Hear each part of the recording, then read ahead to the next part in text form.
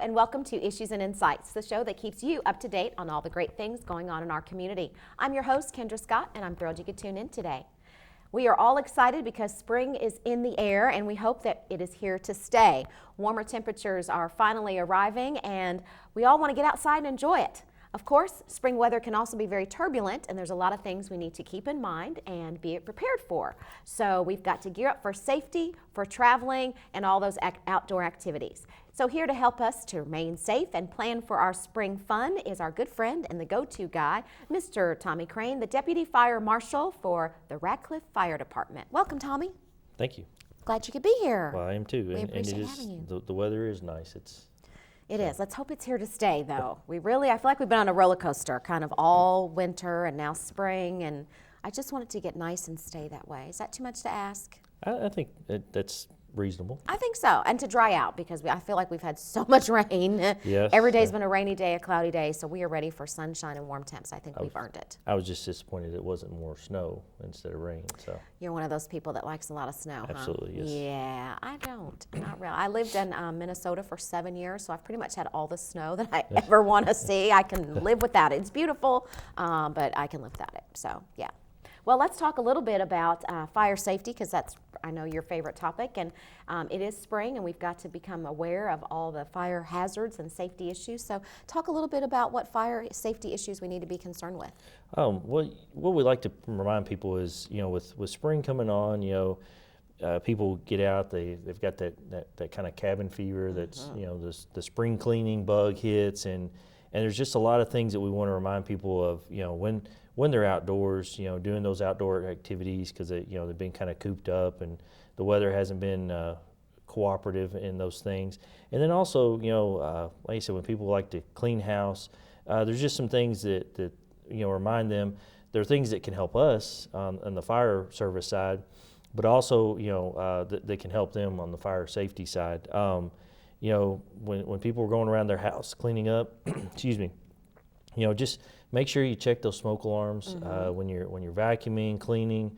Get the vacuum wand and kind of go up there and clean around your smoke alarms, your carbon monoxide detectors. Just kind of keep them clean. Those, they do get dusty, but they also, things like spiders like to get in them. Oh gosh. And they will actually give you false alarms. So if you're vacuuming up there, make it a spot where they don't want to stay. That's a good idea. And of course, we just changed the time, so that's yes, the time to also change our batteries. Is that correct? Absolutely. If you have a smoke alarm that has the 9-volt batteries that need to be changed, or a carbon monoxide detector, go ahead and change those batteries. That is a very good idea. A lot of your newer ones are getting to where they have a 10-year lithium battery, so you don't have to worry about it. But it is still good just to check them and make sure that everything's good. Make sure that they're up to date. 10 years is the life of a smoke alarm, and a lot of your newer carbon monoxide detectors, 10 years is their lifespan as well. So so check those dates and make sure that they're not out of date. Because that way, you make sure you can put up some new, up-to-date ones. Okay. So, and then other things is like when you're going around your house, we recommend, making sure that you don't store a lot of things in like your attic space and, things like that, because if there is a fire, that's just more fuel for the fire. That's true. We call that a fire load, and so that's just more fuel for the fire to burn. And also for our side of it, it's more stuff that could be hazard to us, falling down on us, things like that. The other thing is, we haven't seen a lot of it around here like, other areas have, but sometimes, hoarding has been a thing. And that when people, store a lot of stuff in their homes, and make it hard for us to get in. If we're making a medical run, it's hard to get the stretchers in, things like that. So anything you can do to make sure keep the hallways clear, paths to your doors, that helps us. It helps you in an emergency.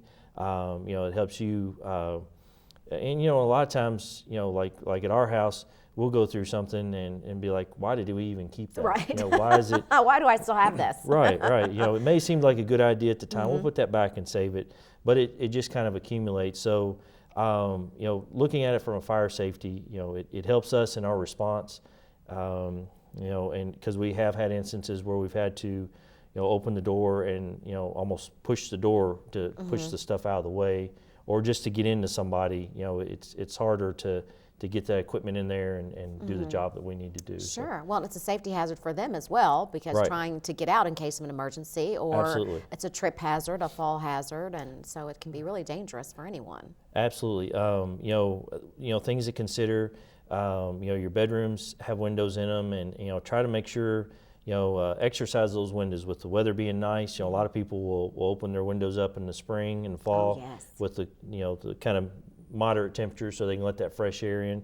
Make sure your windows work. You know, if something happens and you're trapped in that room and you can't get to the door, you know, that window is your second means out. And make sure that you can open that window, and if you can climb out, you know, or at least get to it and you know, keep it open so that we can see you and get to you quickly and get you out of the house.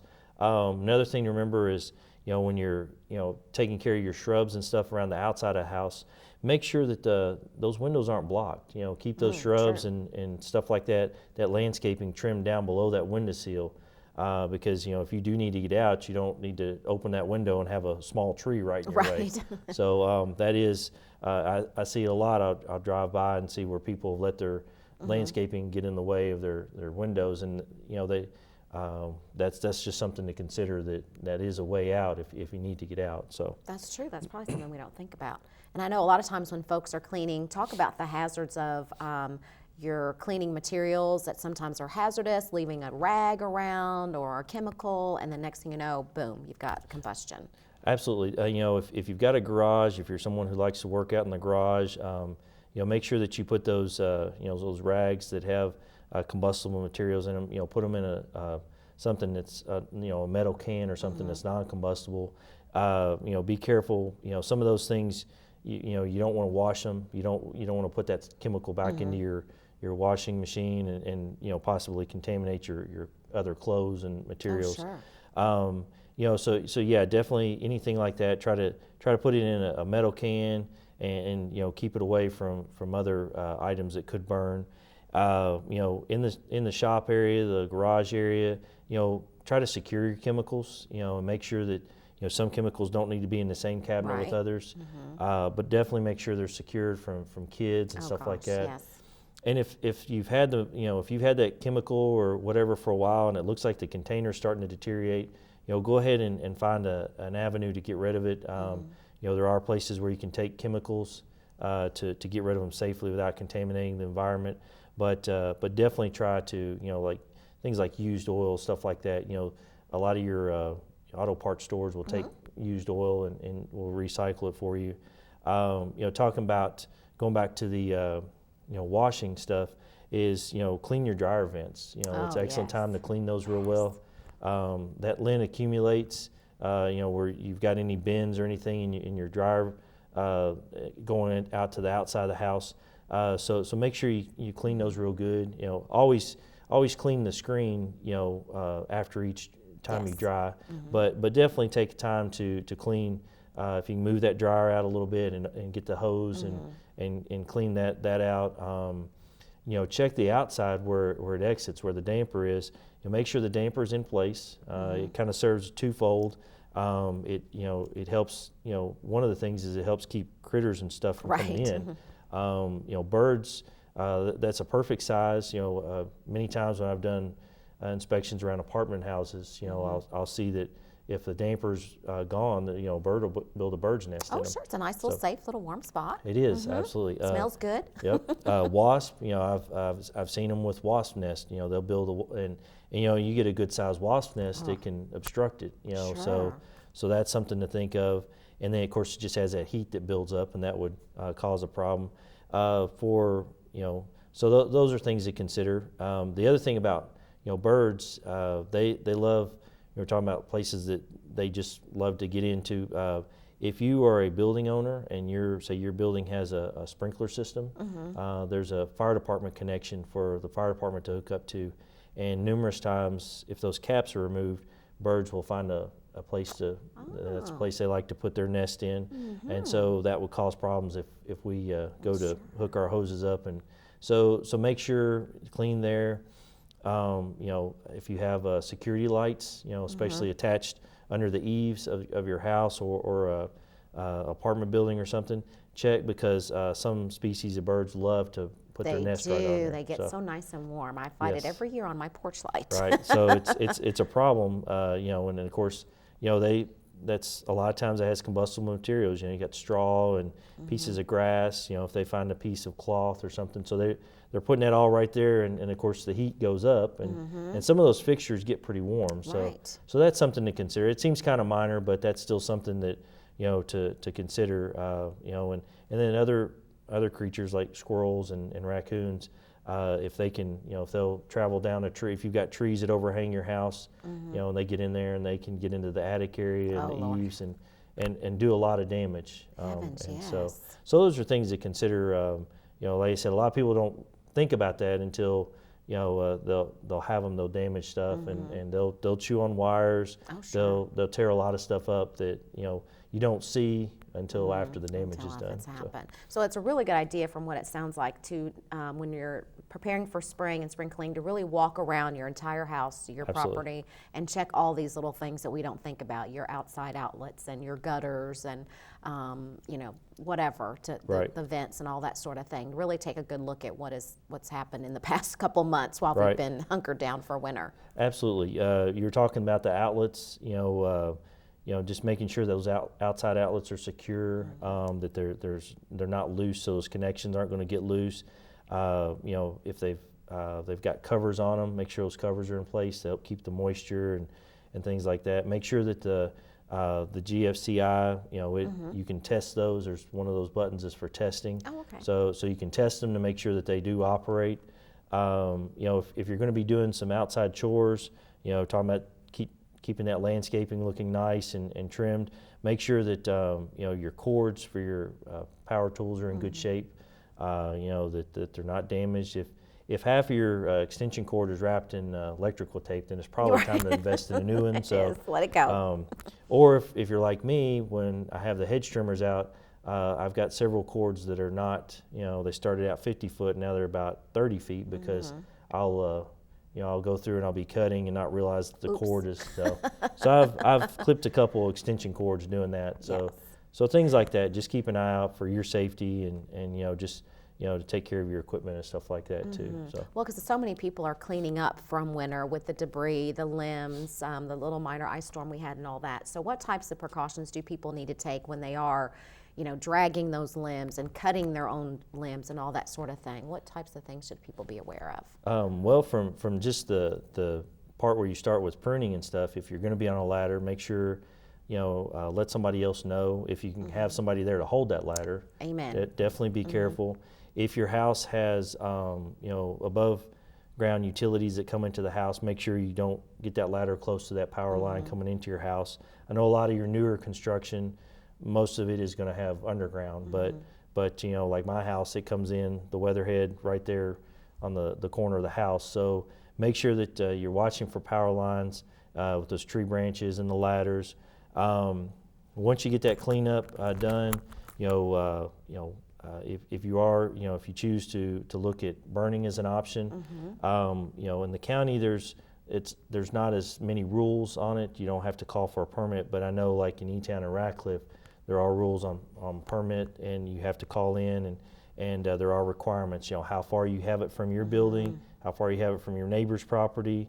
You know, do you have some method to extinguish it? Those are things that we're going to ask you. You know, and the cool thing about living in the city, the feature, you know, I live in the county, so I kind of wish it was something I had, was you have limb pickup. So. So they'll come around and they'll pick those limbs. So you don't have to mess with that. You don't have to get a permit. You don't have to worry about that yard cleanup.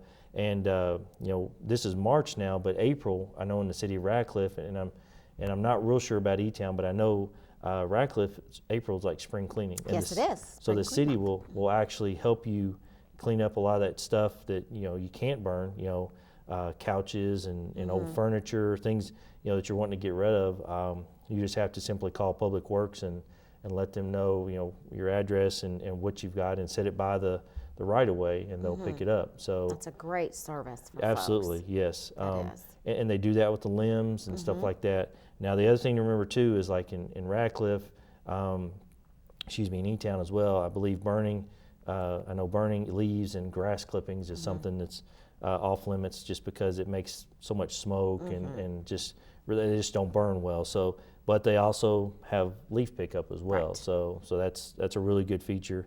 But when you are burning, if you're in an area, if you don't have to call for a permit, at least call the Hardin County Dispatch, the non-emergency number, and call them and let them know your address and what you're doing. That they'll usually ask you, to call back when you're done.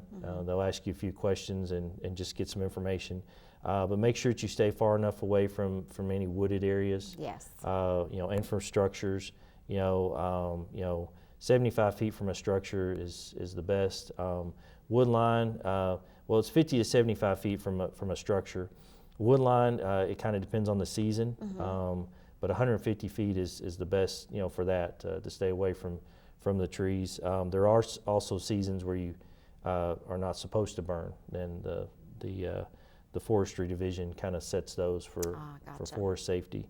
But like I said, if you do burn, make sure you know what your local ordinances are.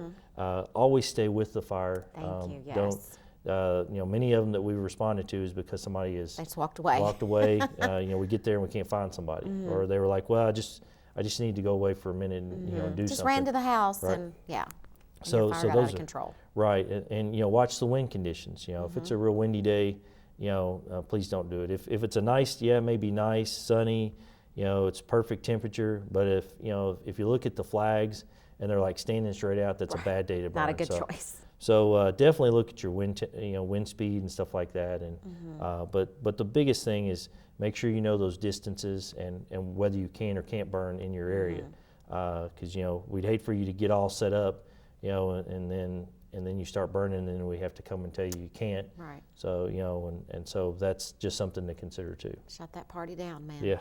So sometimes we got to be the bad guys. That's right. So. Well, and you're talking about fire. Of course, we all get excited because we want to start getting out there around our fire pits and firing up the grill and that sort of thing. What type of precautions do we need to take? Because a lot of folks just think, well, I can just go out there and poof, turn it on and away we go, and that is not the case. Well, the first thing to remember is with grills is that in apartment buildings you can't have grills. You cannot have grills on decks or balconies. Gotcha. And that's not just using them; that's storing them as well. Oh, really? Okay. So because if you store it, then you tend to think, well, maybe I'll use it, or if somebody stores it and they don't let it cool down, then there's that potential. And we have actually had fires in apartment buildings because people have used their grills, and they weren't supposed to. So that is a real danger factor, because it's not just your family. It could be 3 or 8 other people, families in that building. Yes. So if you do that, then that could be a problem. When you're grilling, we tell people 10 feet away from the building. And that includes overhangs, the eaves and things like that. It's recommended you don't have it on your deck, because your deck is typically wood. And I have seen people's houses where they've had their grill too close to their vinyl siding, so they have a nice little melting spot.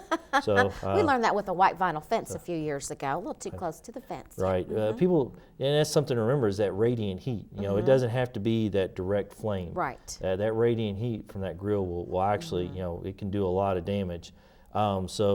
So remember that, don't put it too close. Try to keep kids away. We tell people have a 3-foot safety zone, keep kids and pets. Yes. You got a big lab comes running through, and that could hit that grill. So and definitely keep kids away. While you're grilling, but after as well. If you're going to use, when you get your grill out, if you've had it kind of stored away for the winter, just check the integrity of it. Is it rusty? Is it wobbly? Does it look like it's getting ready to fall over when you put the charcoal in it, or is there a little mouse up? in there or something? Right. There again, wasp nest. Wasps love to build nests in all those little areas. But make sure it's in good shape, whether it's a charcoal or gas grill. That's not rusting out and going to cause problems there. if it's a charcoal grill, when you're done using those coals, give them some time to cool. Put them in a metal container. Don't go dump them over at the edge of the yard while they're nice and hot and start, possibly start a brush fire. And that has actually happened too. Gosh. We had somebody, they were done, so they put them over. Yeah, shoot. And they forget that in the middle, that middle area of those coals can still be pretty warm. I bet. So gas grills, when you first turn it on, you shouldn't hear a lot of loud hissing or anything. You can take like some soapy water and spray the hoses and the connections and make sure that it's nothing, you don't see any little bubbles or anything for air leaks. So make sure everything's in good shape there. If you do hear any strange noises, go ahead and turn it off and check and see what's going on. But like I said, there again, like we talked about with brush piles and stuff, distance is a big thing. That helps out a lot. So don't have it up real close to your house. Fire pits, we always recommend, look at getting one that's already pre-made, manufactured. There's a lot of good options at local hardware stores. So, get one that has the grate on top, the screen on top to keep any sparks from popping out and from, the wind blowing anything if the wind picks up. There again, keep it away from your house. Don't put them up right up close to your house. And just, like I said, just use safety precautions. Make sure that, kids don't get too close to it. Right, and that's another one of those things, don't walk away. I see folks all the time, well, we're going to bed now, good night, and their fire's still going. Right, yeah, if you still see it glowing and, there's still that potential in there, so, go ahead and make sure it's out before you just leave it for the night, so definitely. Yeah, so because everybody seems to have fire pits, it's all the rage. We all love sitting around them and roasting hot dogs and that sort of thing. But I think sometimes we forget it can be a hazard, especially when folks throw things on it to make the flames go higher and longer and all that good stuff. So and we're creatures of habit, so we get into that. Well, nothing happened this time, right? So and then you do it enough times, and then you're like, well, it's safe, and then you have that one time, and then that one time with fire can be devastating. That's right. So it only takes once. Right, absolutely, yes. One good fire. So, okay, so we're prepared on that. And of course, we know that the weather is always a little dicey and unpredictable in spring. That's what we love about Kentucky. You get all 4 seasons in one day sometimes. So we've already had some high winds and tornado warnings and all that good stuff this year. So let's talk a little bit about preparing for severe weather because it is upon us. It is. Some of the precautions we ask people, just kind of make a little kit, make sure you've got a flashlight that has, some extra batteries, make sure your phone's charged, maybe look at getting a small, like a battery pack charger for phones. Oh, yeah. Those are pretty handy, pretty reasonably priced nowadays too. So you have that, keep some water on hand, some bottled water. Definitely. Maybe some canned food, a good weather radio. We were talking about we talked with Bryce in another episode not too long ago about just making sure that you have a weather radio, have it programmed for your area that you live in. Excuse me, and just listen to that. There's a lot of good apps you can get for your phone now that deal with weather.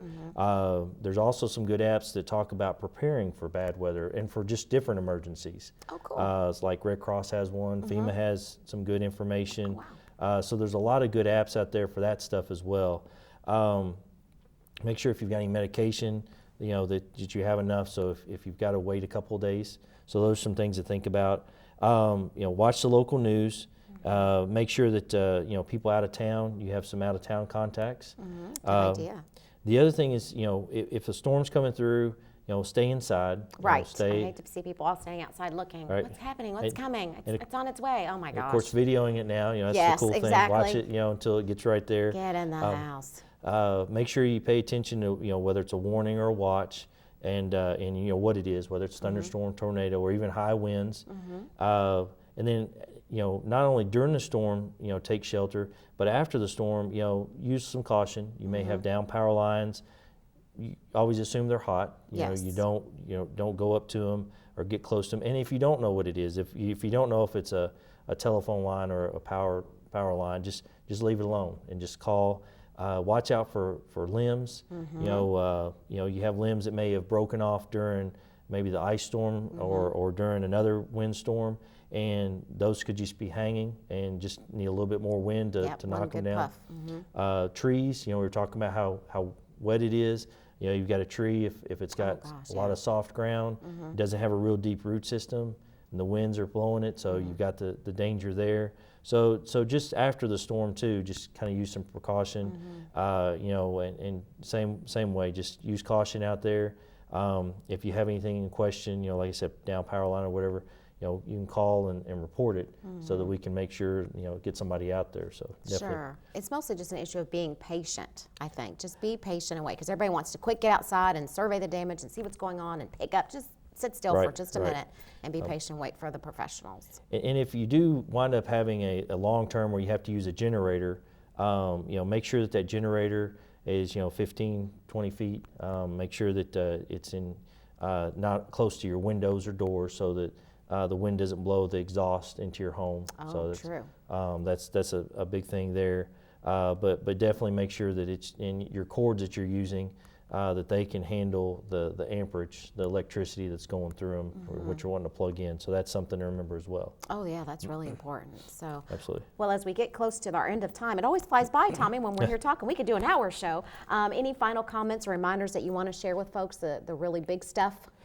Just going back to burning outside, because that's something that picks up this time of year. Make sure too, we talked about leaves and grass, but the EPA has strict guidelines even for the fire service when we do training burns. So make sure that you're not burning junk, or true. you got that some old wood that you were working on your tires. shed. Yeah, nothing like that. It's got to be branches, limbs, and stuff like that you're cleaning up. So anything like that, that's where you'd want to call and check with cleanup. Talking about tires, the end of March, the county has the old landfill. Yes. They've got 3 days. I think it's the 28th, 29th, and March 30th where they're taking tires. Awesome. So if you've got some old tires laying around, and you get rid of them, then they are taking those at that time. Definitely check with your local. Your local government, see what they will pick up, as far as, like I said, April's big spring cleaning month in Radcliffe and E-Town, and make sure, they'll tell you what they will and won't take. So take advantage of those opportunities. Exactly, yeah, that's what your tax dollars pay for. And they're Absolutely. great. Sometimes they even provide the bags for you and the pickup time, and you just, like you said, get them to your driveway and they'll come by and pick them up for you. Right, That's an awesome. excellent service. The other thing is, if you happen to be, you start traveling, spring breaks and stuff like that, Yep. definitely if you're traveling, make sure that personally I like to have a map, not just a GPS, just in case the GPS Sometimes something it's wrong. It You end is. up in a cornfield. It's happened. and sometimes they just go haywire. I've heard of people Right. talking about their GPS just going blank. Oh, so, great. Yeah, so yeah, you're And like, then you're oh, like, great. well, Yep. just keep driving until you hit water. Right. Make sure you've got some, just a few items. A good flashlight.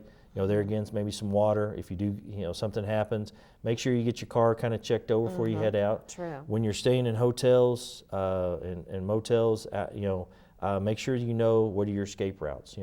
They have that little map on the back of the door when you in your room. Just kind of go over that. And just make sure that if that fire alarm goes off in the middle of the night, how do I get out? This is Very a strange smart. place. I don't know, everything. So look at that and make sure that you know the way out. Same way if you're in a building, a large assembly area or something, make sure that you know the exits, where to get out, and have a plan in place there even. You're exactly right. Not, so like I said, those areas are usually unfamiliar. You're only staying a night or two, so make sure that you know before you go to bed, hey, this is where we're going to go if the fire alarm goes Something off. were to happen. And we appreciate you tuning in to HCEC-TV today and Issues and Insights. I'm Kendra Scott. We'll see you next time. Have a great spring.